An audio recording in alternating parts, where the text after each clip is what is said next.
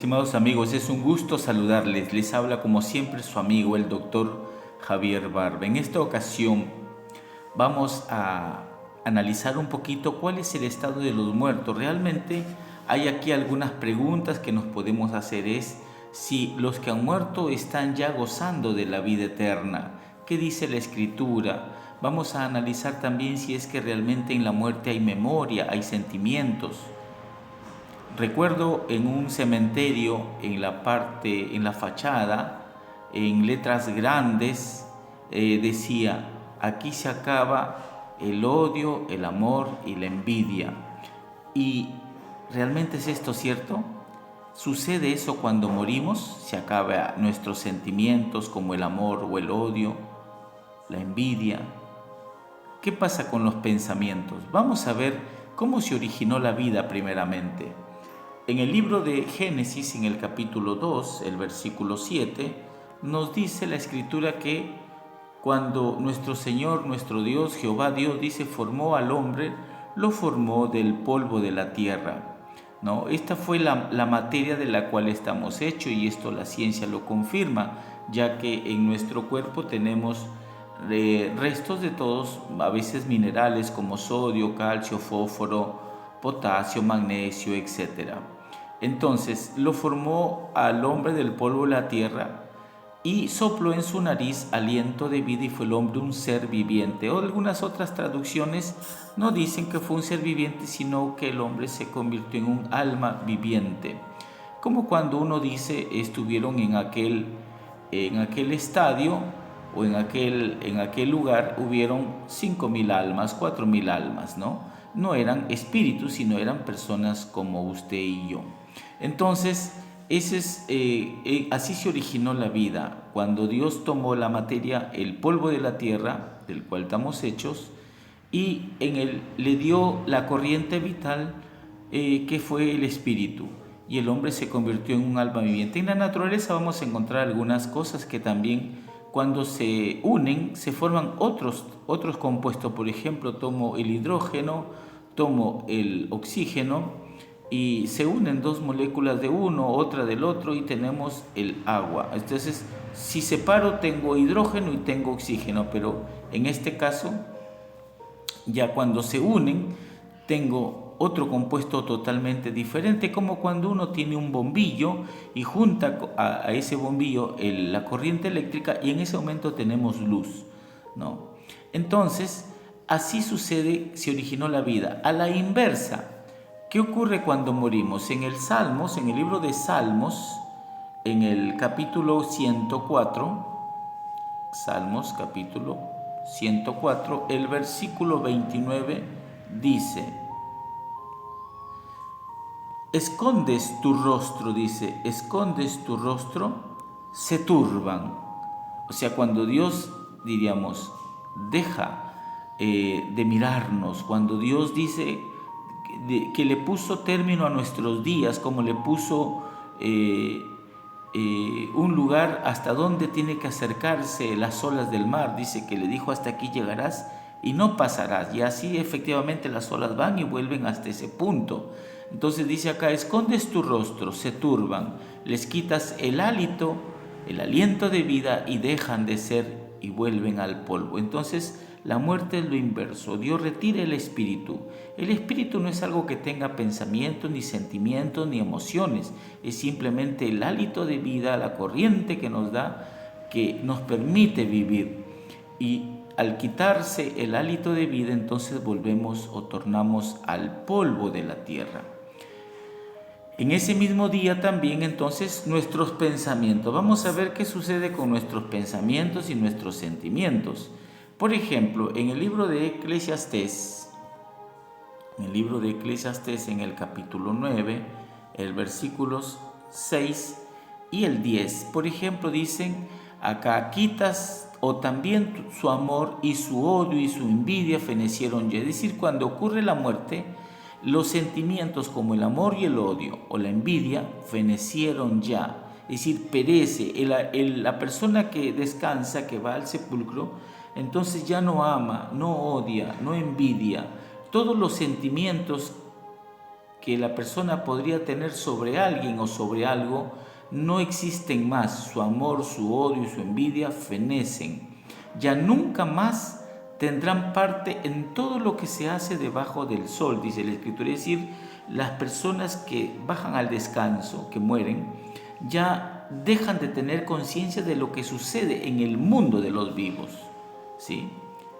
El versículo 10, en el versículo 10 dice acá: todo lo que te viniere a la mano a hacer, hazlo según tus fuerzas, porque en el Seol, que es un sinónimo de el sepulcro, en el Seol dice, a donde vas no hay obra, ni trabajo, ni ciencia, ni sabiduría. Es decir, los saberes o conocimientos que podamos haber adquirido aquí mientras estábamos vivos no nos van a servir cuando morimos. Por eso dice, todo lo que tengas que hacer, hazlo según tus fuerzas, ¿sí?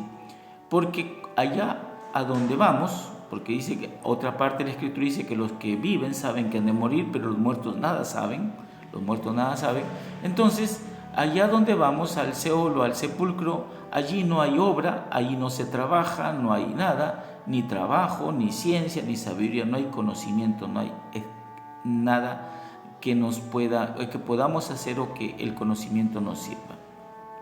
También los pensamientos, o sea, veamos lo que dice el libro de Salmos, ¿no? Salmos 146, en el libro de Salmos 146, el versículo 4.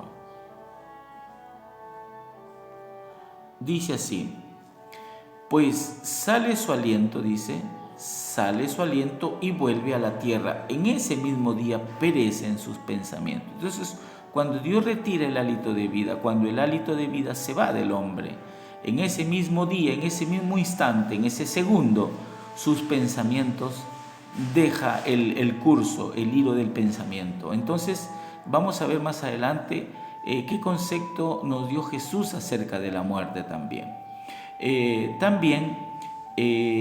Veamos lo que dice el libro de Job 14:20.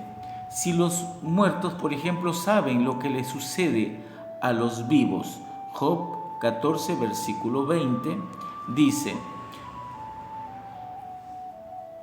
21, dice, desde el 20, para siempre serás más fuerte que él se va, demorará su rostro y le despedirás. Sus hijos, los hijos del fallecido, sus hijos tendrán honores. Puede ser que a un familiar suyo, en ese momento, cuando uno ya muere, lo pueden hacer presidente de algo, ¿no? Elevarlo a la cumbre de algo. Pero dice, sus hijos tendrán honores, pero él no lo sabrá. O los hijos del muerto, dice, serán humillados. Puede ser que vaya incluso a la cárcel, lo que le suceda algo malo, pero él dice, no entenderá de ello. Es decir, los que mueren no saben nada de sus familiares, ¿sí? No hay memoria en el sepulcro o en la muerte. La otra pregunta es si los que mueren están en el cielo ya gozando de la presencia de Dios. ¿Qué dice el libro de Isaías? El libro de Isaías 38, versículo 18 y 19 dice, porque en el Seol o en el sepulcro no te exaltará, el Seol o el sepulcro no te exaltará. Los que están ahí no pueden alabar al Señor, ni te alabará la muerte, dice, oh Dios. A Dios no, la muerte no lo puede alabar. Los que están en el sepulcro no lo pueden exaltar, ni los que descienden al sepulcro esperarán tu verdad. El que vive, dice, el que vive, este te dará alabanza como yo hoy, ¿sí?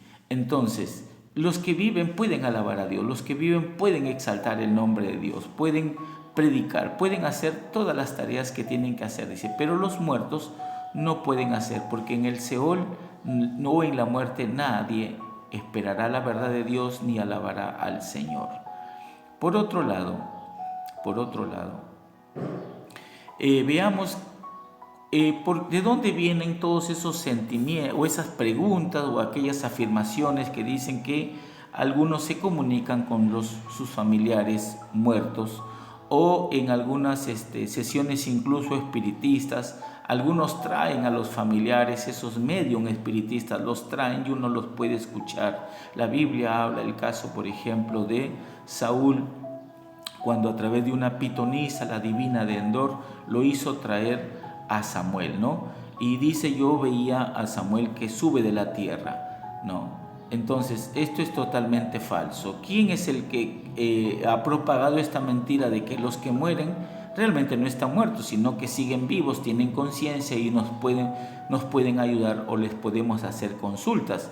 Veamos lo que dice en el libro de Génesis, en el capítulo 3, el versículo 4, dice así: la gran mentira. Entonces la serpiente hace alusión a Satanás, el enemigo de las almas. Entonces la serpiente, Apocalipsis dice que es la serpiente antigua que se llama Diablo y Satanás, dice.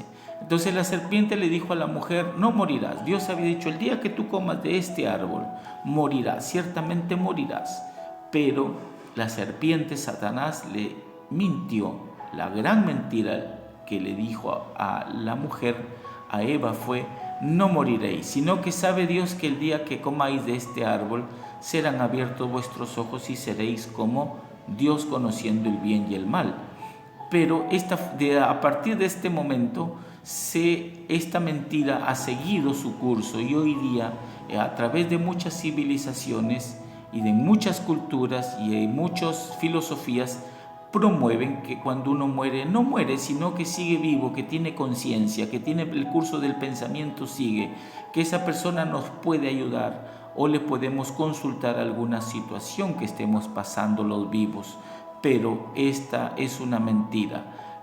Dios había dicho que el día que mueran, el día que coman de ese árbol morirían y que no habría más el curso del pensamiento. Incluso Jesús, nuestro Salvador, hizo en el libro de Juan una comparación cuando murió su amigo Lázaro, ¿no? Él en el capítulo 11, en el versículo 11, dice, dicho esto, les dijo Jesús a sus discípulos, nuestro amigo Lázaro duerme, mas voy para despertarle. Lázaro estaba enfermo, ¿no? Y murió.